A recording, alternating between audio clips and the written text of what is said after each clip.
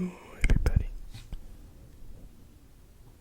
and this is going to be a quick audio because I just got recently 2 new philosophy books, and so before I start reading them, and I will do a couple of videos of reading them for the channel, I wanted to introduce them a little bit. The first one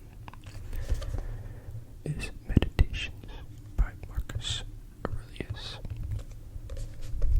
So I might as well just read the back to explain it.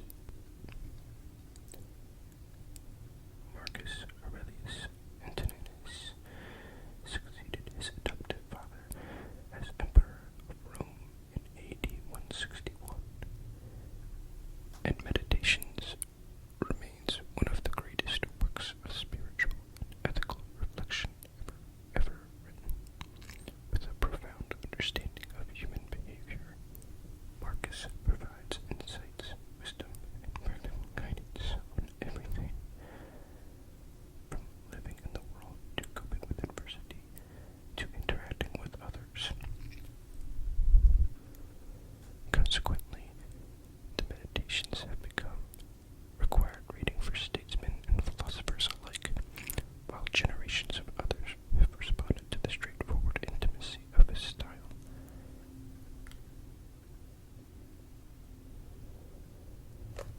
Okay, so straightforward is always good, especially when it comes to philosophic topics. Is that the right tense or version of that word or whatever?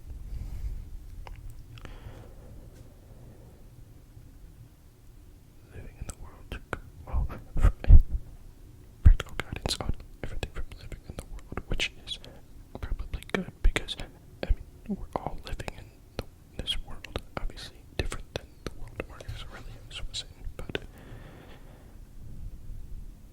to coping with adversity, I mean, everyone deals with some sort of adversity. Interacting with others, oh man. Interacting with others is hard. It's really hard. Like, insanely hard. I'm horrible at it.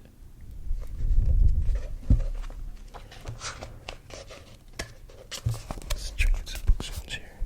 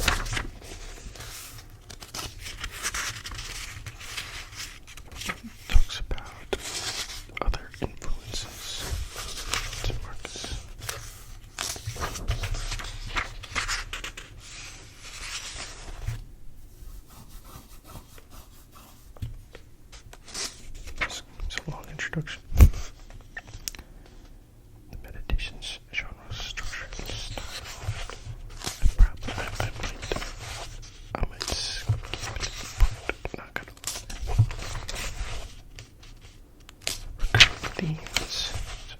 Themes that Mark discovers. Influences in his later life.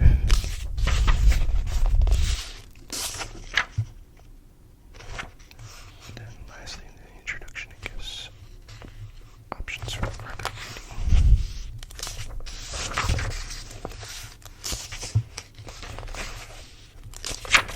Introduction gives a little bit of chronology.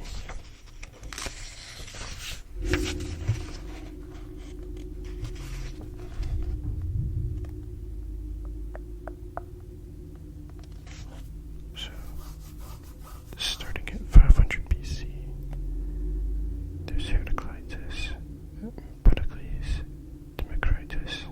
At 400 BC, you have Socrates, Plato, Diogenes, I think. At 300 BC, Zeno, Epicurus, and Chrysippus. And then, historically, at the same time, that's the era of Alexander the Great. And Marcus Aurelius doesn't come around until almost 200 AD. Wow, that's crazy. I would not have guessed that there would be, a 500-year difference between Socrates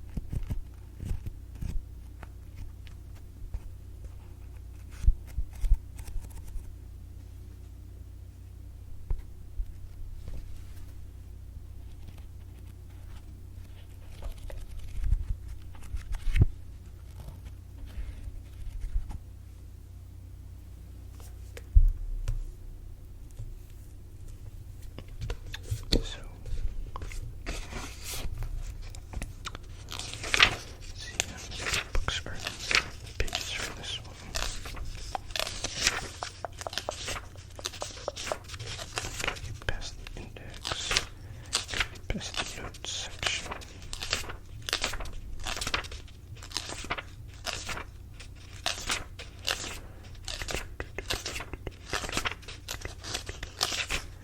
There's a lot of notes in this one. A lot of notes. Okay, so there are 203 pages in the Nicomachean ethics.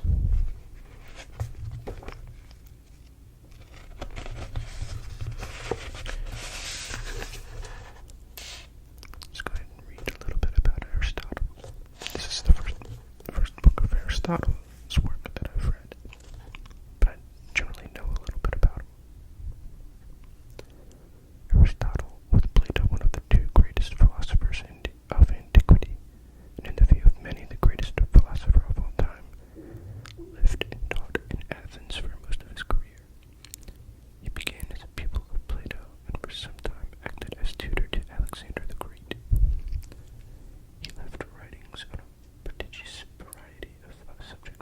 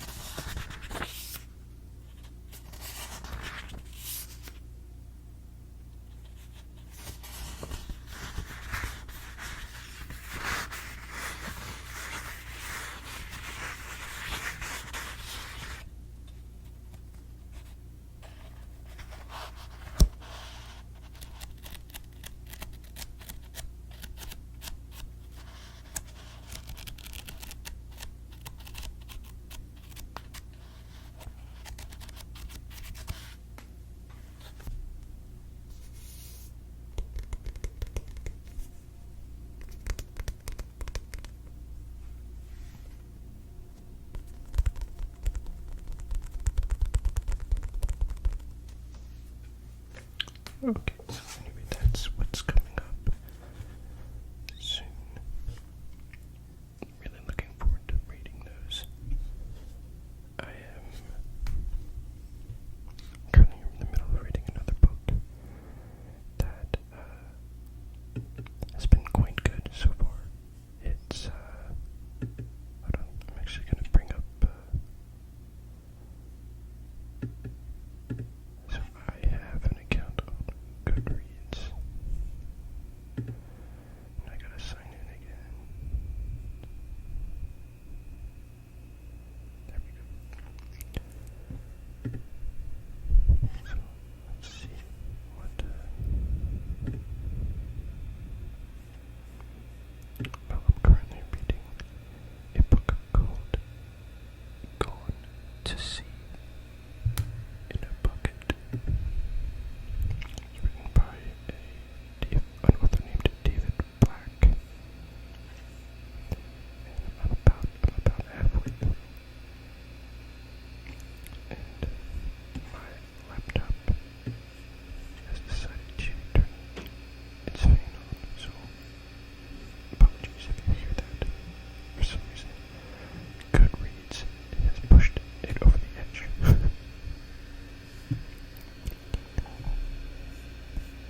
But I'll read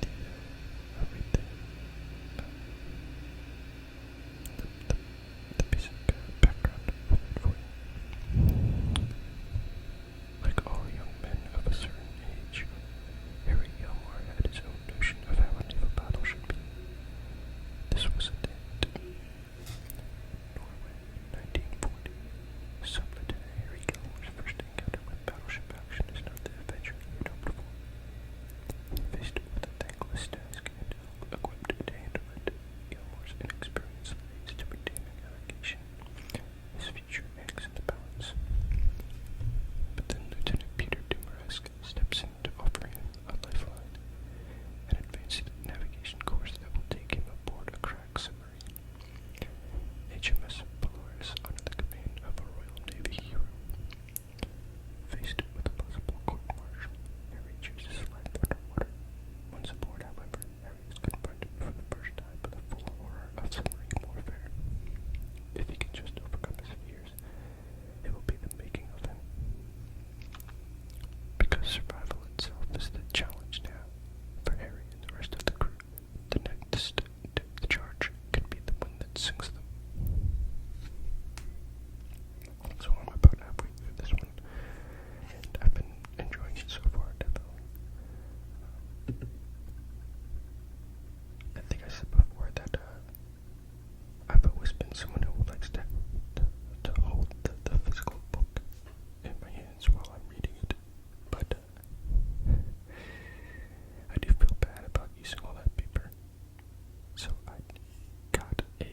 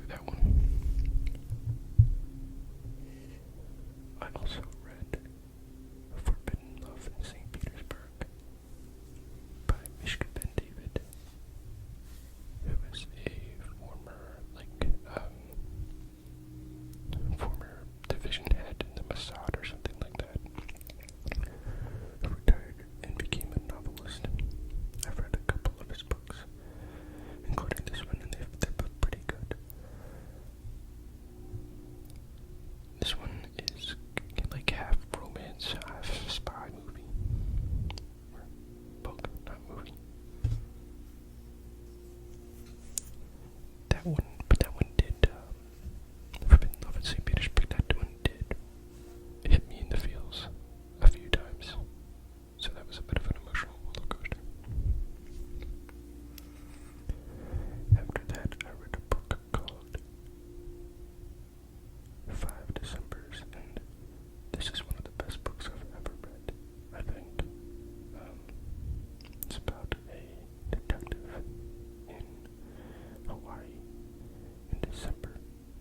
That starts in December of 1941. And if you notice, and if you know your history, December of 1941 in Hawaii is not a good time for Hawaii. And the detective is trying to solve a murder, and the murder takes him away from Hawaii to the Far East.